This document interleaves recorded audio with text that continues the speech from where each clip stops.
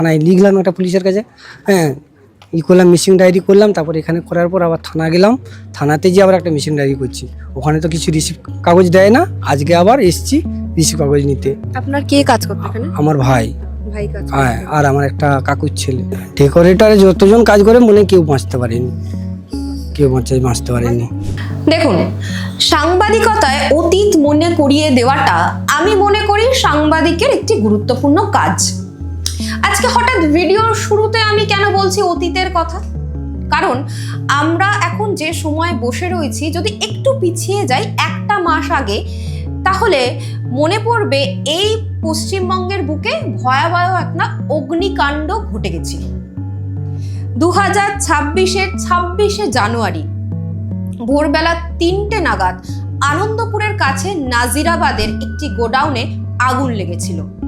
সেটা কিসের গোডাউন ছিল? ওয়াও মোমো এবং পুষ্পাঞ্জলি ডেকোরেটার্সের। সেখানে বেশ অনেকজন মানুষ ভেতরে রাত্রিবেলা ঘুমোচ্ছিল বা কাজ করছিল, এরকম একটা পরিস্থিতি ছিল এবং তারা অগ্নিদগ্ধ হয়ে পুড়ে মারা যায়। সংখ্যাটা এখনো পর্যন্ত নিশ্চিত নয়, তবে যেটুকু তথ্য পাওয়া গেছে তার থেকে বলা যায় যে ডজন খানেকেরও বেশি মানুষ সেদিন সেখানে ওই রকম ভাবে পুড়ে মারা গেছিল। হঠাৎ করে আমরা কেন সেই ঘটনাটা নিয়ে কথা বলছি? কারণ বেশ কিছুদিন পেরিয়ে গেছে, এখনো পর্যন্ত কিন্তু পুলিশ কোনো রকম পদক্ষেপ নেয়নি। কোনো রকম যে এই ঘটনাটার যে বিবরণ দেওয়া, কেন হয়েছিল, যে চার্জশিট মানে পেশ করা আর কি, সাধারণ মানুষের কাছে জানানো, মনেই করেনি তারা। আমরা একটু এই বিষয়টা নিয়ে কথা বলি আজকে। প্রথমত তো আমরা যখন গ্রাউন্ড রিপোর্ট করতে গেছিলাম তখন দেখলাম যে এই যে জলাভূমির উপর এই গোডাউনটা তৈরি করা হয়েছে সেটা সম্পূর্ণভাবে বেআইনি। তারপর একটা গোডাউন যখন তৈরি হয় তার যে অগ্নি নির্বাপক ব্যবস্থা সেটা একেবারেই ঠিকঠাক নেই। দেখাচ্ছি পেছনে কিন্তু একাধিক জিনিসপত্র রয়েছে যা অধিকাংশই ভস্মীভূত, এবং আমার পায়ের কাছে যে জিনিসটা রয়েছে সেটা কিন্তু আগুন নেভাবার অগ্নি নির্বাপক যন্ত্র, সেই যন্ত্রটাও পর্যন্ত বিকল হয়ে পড়ে রয়েছে। একটা মাত্র গেট রয়েছে, ইমার্জেন্সি কোনো গেট নেই। ফলত একটা এমার্জেন্সি সিচুয়েশন যদি তৈরি হয় তাহলে সাধারণ মানুষ যারা রয়েছে ভেতরে তারা কিভাবে বেরোবে সেটা নিয়ে কেউ ভাবেইনি। কোনো মানে সেফটি নেই, সেফটি নেই, কোনো সেফটি নেই। আমি তো পুরোটাই কালকে ঢুকছিলাম, আগুন জ্বলছে, ঢুকছি, কোনো সেফটি নেই। ভিতর থেকে বেরোনোর গেট নেই, ভেতর থেকে বেরোনোর গেট নেই না। কর্তৃপক্ষ যারা রয়েছে তারা ভাবনা চিন্তাই করেনি এই বিষয়টা নিয়ে। এবং 48 ঘন্টা পেরিয়ে যাওয়ার পর ফিরহাদ হাকিম যখন এলেন তখন ফিরহাদ হাকিম বলছে না বাম আমলে তৈরি, আমরা যদি এই গোডাউনটা তুলে দিতাম তখন আপনারাই বলতেন যে মানুষের কর্মসংস্থান আমরা কেড়ে নিচ্ছি। আচ্ছা, আমি ফিরহাদ হাকিমের কথা বাদ দিলাম, মেয়রের কথা বাদ দিলাম, আপনি বলুন তো এই যে এতগুলো মানুষ পুড়ে মারা গেল তাদের তো কোনো দোষ ছিল না।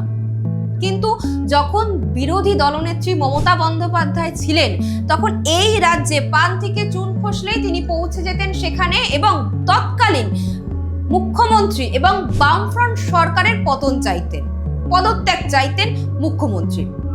আজকে যখন সময় বদলেছে, আজকে পশ্চিমবঙ্গের মুখ্যমন্ত্রী মমতা বন্দ্যোপাধ্যায়, এতগুলো দিন পেরিয়ে গেল, ওনার একবারও সময় হলো না সেই সব পরিবারের সঙ্গে কথা বলার বা ঘটনাস্থলে যাওয়ার। তিনি পাঠালেন কাকে? ফিরহাদ হাকিমকে। কেন আমি এতগুলো কথা বলছি? তার কারণ হচ্ছে যে সময় চলে গেছে কিন্তু তদন্ত এগোয়নি। আপনি যদি দেখেন তখন গঙ্গাধর দাস গুদামঘরের যিনি মালিক ছিলেন তাকে অ্যারেস্ট করা হয়েছে। ওয়াও মোমোর যে ঊর্ধ্বতন কর্তৃপক্ষ ছিল তাদের বিরুদ্ধে তৎকালীন ব্যবস্থা নেওয়া হয়েছে। তবে এটাই কি আসল ব্যাপার? না। ওয়াও মোমোর সিইও সাগর দারিয়ান, তার বিরুদ্ধে কি কোনো ব্যবস্থা নেওয়া হয়েছে? নেওয়া হয়নি। তথ্য বলছে যে তার সঙ্গে মুখ্যমন্ত্রী মমতা বন্দ্যোপাধ্যায়ের একটা ঘনিষ্ঠ সম্পর্ক আছে বলেই কি আজকে তার বিরুদ্ধে কোনো রকম ব্যবস্থা নেওয়া হলো না? ওই যে আবার সেটিং তত্ত্বের কথা সামনে চলে আসছে। এটা যদি 2007 বা 2008 হতো তাহলে এতক্ষণে ওই জায়গায় বিরোধী দলনেত্রী মমতা বন্দ্যোপাধ্যায় ধর্নায় বসে পড়তেন। বসে পড়েননি কারণ এখন তিনি রাজ্যের মুখ্যমন্ত্রী। তবে আমি যদি ওনার কর্মসূচিগুলোর দিকে দেখি এবং অভিষেক বন্দ্যোপাধ্যায়েরও কর্মসূচিগুলোর দিকে দেখি তাহলে দেখব তারা কিন্তু বেশ অনেক জায়গায় কর্মসূচি করেছেন। পরপর আমি আপনাদের বলছি যে নির্বাচন কমিশনে গেছেন নয়াদিল্লিতে, একেবারে ঘরোয়া শাড়ি পরে তিনি চলে গেছেন, সেটা খবর হয়েছে, হেডলাইন হয়েছে। তাছাড়া সুপ্রিম কোর্টে তিনি এসআইআর এর বিরুদ্ধে, এই যে বিয়ের পর মেয়েদের পদবি পরিবর্তন হয়ে যায়, এই যে মহিলা ভোট ব্যাংকে ঠিক রাখার জন্য তিনি তাদের হয়ে সওয়াল করলেন। একেবারে জাতীয় স্তর থেকে আমাদের পশ্চিমবঙ্গে প্রত্যেকটা জায়গায় খবরের শিরোনামে মুখ্যমন্ত্রী মমতা বন্দ্যোপাধ্যায় উঠে গেলেন। নাজিরাবাদ সরে গেল ক্রমশ খবরের হেডলাইন থেকে। আরো আছে, পুনেতে মারা গিয়েছেন একজন পরিযায়ী শ্রমিক, সেখানে চলে গেছেন অভিষেক বন্দ্যোপাধ্যায় তার বাড়ির লোকের সঙ্গে দেখা করতে। আচ্ছা, আপনার পশ্চিমবঙ্গে নাজিরাবাদে যে মানুষগুলো মারা গেল তাদেরও তো পরিবার রয়েছে, আপনি গেছেন তাদের পরিবারের সঙ্গে দেখা করতে? কেন আপনি প্রয়োজন মনে করেননি? তারা আপনার ভোট ব্যাংক নয় বলে, তাই জন্য আপনি দেখা করতে যাবেন না, তাই তো? আরো আছে, একের পর এক গুরুত্বপূর্ণ অনুষ্ঠান করে গেছেন, রাজনৈতিক কর্মসূচি করে গেছেন মুখ্যমন্ত্রী মমতা বন্দ্যোপাধ্যায় এবং অভিষেক বন্দ্যোপাধ্যায়। কিন্তু যে মানুষগুলো এসে সেখানে কান্নাকাটি করেছিল, আর্তনাদ করেছিল যে পুলিশ আমাদের সঙ্গে কথা বলছে না, আমার ভাইটা কোথায় আছে আমি এখনো পর্যন্ত জানি না, তার দেহ কোথায় আছে আমি জানি না, আমি তার শেষ সৎকারটুকু করতে পারিনি, সেই মানুষগুলোর চোখের জলের দাম আপনারা দেবেন? আপনারা তাদের সঙ্গে কথা বলবেন?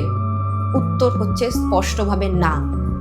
আমি এখন যে সময় বসে কথা বলছি, আমি বলছি আরো অনেকগুলো দিন, আরো অনেকগুলো মাস, 2026-এর বিধানসভা ভোট হয়ে যাবে, কিন্তু এই নাজিরাবাদের অগ্নিকাণ্ডে যে মানুষগুলো মারা গেছে তাদের নিয়ে এই রাজ্যের সরকার কোনো রকম কথা বলবে না, জাস্টিস দেওয়া তো দূরের কথা। এটাই আজকের পশ্চিমবঙ্গ।